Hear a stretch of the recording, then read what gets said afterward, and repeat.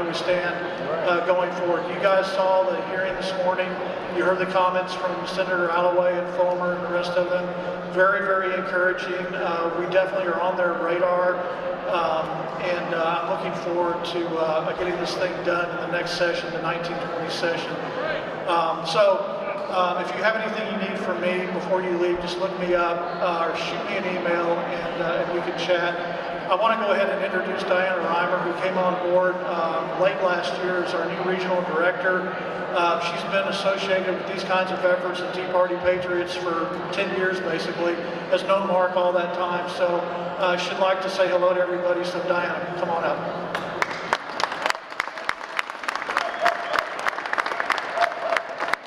Good afternoon. What a great day it was for Pennsylvania, Convention of States Action, and all of you.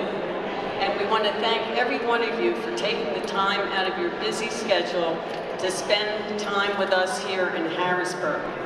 Now the work begins. We got a lot of work to do to get our resolution to the Senate floor for a vote in 2019. So, are we ready for the work? Yeah. Special guest speaker here today, and you've heard him in the committee hearing. I don't think he really needs much of an introduction, but I have to say a few things about him, because I worked with him since '09. We had a little separation, and then we're back again, and I can't be happier. And I would like to introduce you to not only my boss, but one of my best friends, Mark Meckler.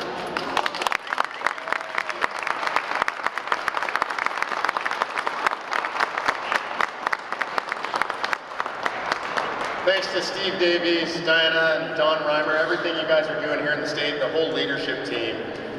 I gotta tell you, so this is what I do, right? I travel around the country, I get to go to state capitals all over the country. I've been to 44 of them so far. You guys win definitely the most beautiful state capital in the country, so give yourselves a hand for that. We don't necessarily always like what goes on inside, but the building's really beautiful, right? So the thing that's most important to me when I go out and I travel around the country, I spend most of my time doing that. The very most important thing that I do is not go on Fox television. It's not meet with legislators. It's not testify in Senate committees. The most important thing that I do when I travel around the country is meet with you. The reason I say that is because you guys are the guys that are going to save the country. I can get up there and say a bunch of pretty words. I can try and convince a few senators. I can get on TV and talk to a whole bunch of people. But if you guys aren't doing the hard work, the real work of grassroots organizing, then nothing happens. Nothing good happens anyway in this country. So being out here, being with you is what it's all about for me. This is where I get my juice. This is what makes America great and different, by the way. This is our history, is people like you coming together when the country's at risk and saving the country. I want to tell you a brief story from American history because we're here at the heart of American history and most people don't know this story. So many of the stories we know from American history are cliche, right? Everybody know Patrick Henry's speech, give me liberty, give me death. We all know these speeches. What we don't know are about the regular people who fought the American Revolution. The regular people who engaged in the fight, because they're actually the ones that saved the country. I mean, thank God for Henry and Adams and Madison and Washington and Jefferson and Franklin. All those people were very important, but if it weren't for thousands upon thousands of people whose stories we don't know, people just like us, then we wouldn't have this incredible country. We wouldn't have this incredible Constitution. In 1843, long after the Revolution, there was a historian traveling the country. His name is Mellon Chamberlain. You can look him up online. He was a school teacher, and he was collecting the oral histories of the last living Minutemen. The guys who actually went and fought in the American Revolution. 1843, that's a long time after the Revolution. Most of them were in their late 80s and early 90s. We know a lot of people like that now who are vigorous, and we have some of them here today who are working for us. But back then, being 90 years old was unbelievable. It was incredible, right? So Chamberlain's traveling the country and he's visiting with these men who fought in the Revolution so that he could understand why they fought. He goes to North Carolina and he crosses paths with Captain Levi Preston, one of the original Minutemen, fought in the battles at Lexington and Concord. Preston was 23 years old when he went out to fight. He was a farmer with a family. And so Chamberlain wants to understand the motivation for fighting. And he asks him a series of questions. He asks him first, was it the Stamp Act? And we all learned about the Stamp Act in school, right? The Patriots were really angry about this. You had to buy stamps and put them on your official documents. It was a tax, it was an intrusion. And so he asked him, was it the stamps? Were you offended by the stamps? And he said, Governor Bernard locked him in the armory. I'm sure I didn't buy one of them. No stamps. We all know about the Stamp Act. He wasn't mad about the Stamp Act. So I asked him, well, was it the tax on tea? Were you angry about the tax on tea? And he said, I was a farmer. We didn't drink any tea. We drank coffee. But the boys dumped it in the harbor, and that was that. I don't know about you guys. Look, I went to public school in Los Angeles. You have to forgive me. But the version I learned was Stamp Act, tea tax, right? And then he asked him a big question. He said, well, maybe you were reading about the big intellectuals who talked about revolution and freedom and liberty, Milton and Burke, the great writers of the revolutionary period that had the influence on the period. And he said, never heard of those men. We read the Bible, the Psalms, the Almanac. The men you speak of, I've never heard of them. So of course Chamberlain is surprised because this is his theory of the American Revolution. And so he goes big, he asks him the big question. He says, maybe it was the heavy hand of British tyranny. You were just tired of British tyranny and living under the boot of British tyranny. And Captain Preston says, never felt a whit of it. I mean, this is incredible to me. This is everything I learned about the American Revolution in school, about the causes of the American Revolution. Anybody learn the same stuff? Okay, so we all learned this stuff. This is the story of the American Revolution as told by the writers and the speakers and the politicians. So Chamberlain's confused, so he asked Preston, well, what was it? What brought you out on the field of that battle that day to fight the Redcoats? And Preston expresses what I believe is the perfect political and philosophical sentiment of the American Revolution, the best ever expressed, bar none. He says, when we went out to face them Redcoats that day, we meant only one thing. We had always governed ourselves, but we always intended to. And them Redcoats, they intended that we should. That's it. That's the entire summary of the American political philosophy that led to the Revolution, led to the Constitution, and that imbues this country with its natural exceptionalism. See, for 158 years before the American Revolution, Americans governed themselves. That had never been done in all of world history. There was no other country like it. There were no other people like it. We were not a tribe, we were not an ethnicity.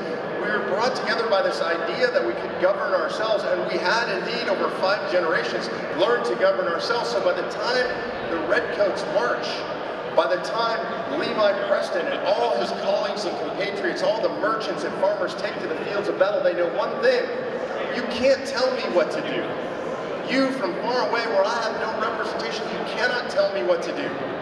And so today in America, I think we are at a crossroads in America. Today, Washington, D.C. tells us what to do. They tell us everything to do, what kind of car we can drive, what kind of safety equipment we have, what kind of fuel we can put in our cars, what kind of light bulbs we have to use in our house. For goodness sake, they tell us what kind of toilet we can. Can you imagine the founders? These are the appropriate dimensions for your outhouse, Mr. Franklin.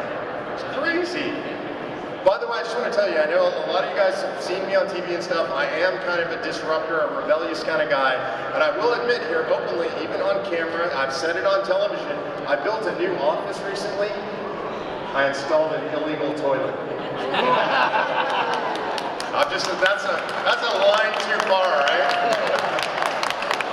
I could go to jail for, fomenting rebellion for that or something. So today what we experienced here in the Pennsylvania State House was extraordinary. I think it was magical, and here's why it's magical.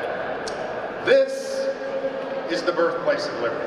This, right here in Pennsylvania, this is the place. This is where the Constitution was conceived and drafted and debated and disputed and argued about until ultimately they gave us this incredible, beautiful document. This is the place. This is where these men came together with all these diffuse ideas and crafted it into the most incredible founding document in the history of the world. This document, by the way, is totally unique in one regard. Among all constitutions, among all founding documents of any country in the history of the world, this document's a weapon. What do I mean by that? It was designed as a weapon to be used by the people against the government. was designed to restrain government. When you read most founding documents, founding charters of other governments, they talk about how the government's in control and it gives people this and it lets them do that, and this is an area where they can do what they want, but it puts the government in control. We have the only document, the only founding document in the history of the world that gives us sovereignty. We are the sovereign citizens of these United States of America, and I hope you take that seriously, because this is what that means. From right here in the birthplace of liberty, it means that you and I were given the right by God, given free will by God, which is enshrined in our Constitution, drafted by men of God, the right to self-governance, the right to be sovereign. We temporarily give a little bit of that power to elected officials to act on our behalf, but ultimately we are sovereign. Sovereignty is a great privilege. But sovereignty also comes with incredible responsibility.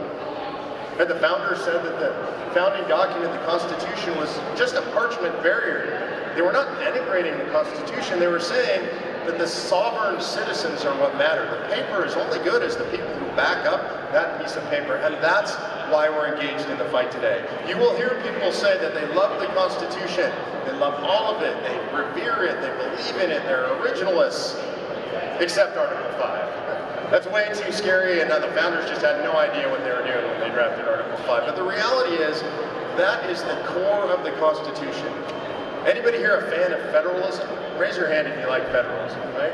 That's our entire system is based around this idea of federalism.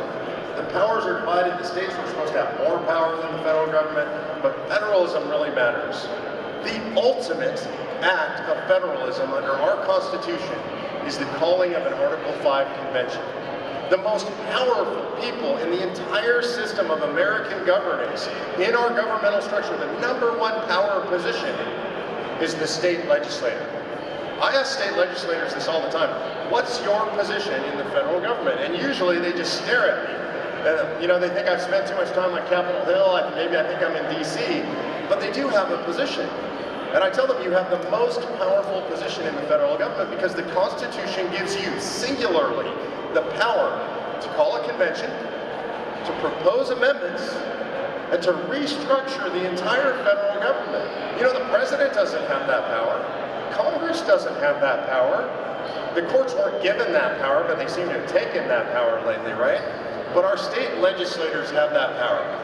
I often ask myself, why? Why did they give the state legislators that power? And the reason is, I think, human nature. Because most of the men in convention were state legislators, were colonial legislators, served on town councils. So they knew that government closest to the people was the best and most responsive and most responsible form of government. And they wanted to make sure that the ultimate power to fix any major problem resided at home, close to you. I think today was a watershed day in Pennsylvania. How many of you were in that committee hearing? Were you happy with what happened in that committee hearing? Yeah, I think it was a really good hearing. Kudos to Senator Fulmer. I think he conducted the hearing incredibly well. It's really difficult. These poor guys, they're in and out of session. They've got the last day of session stuff they have to do. So I know we would have liked more senators in there, but I understand what they had to do. I think it went really well. I think we presented our position well. I think, to be honest with you, our opponents really struggled today in there. And mostly, by the way, our opponents are good people who love the country and love the Constitution. They simply are misguided and wrong on this issue. I'm going to close where I started, if that's okay, which is with you. I hope that you take this for the historic moment that it is. I think one of the things that we do as people is we forget that history is being made in every minute. Every minute history is being made. You're engaged in a historic effort. When you go home and you look in the mirror tonight and you're brushing your teeth, I hope you're brushing your teeth anyway. You go home and you're brushing your teeth and you look in the mirror, I hope you think, I was involved in history today. I was part of making history today. Because we are. There are one of two results that are going to come out of this, ultimately. Everybody knows where the nation is headed, so we have two choices. We're at a fork in the road. We're either going to lose our liberty and lose this republic that we love, and that is a possible outcome. The outcome's up to God.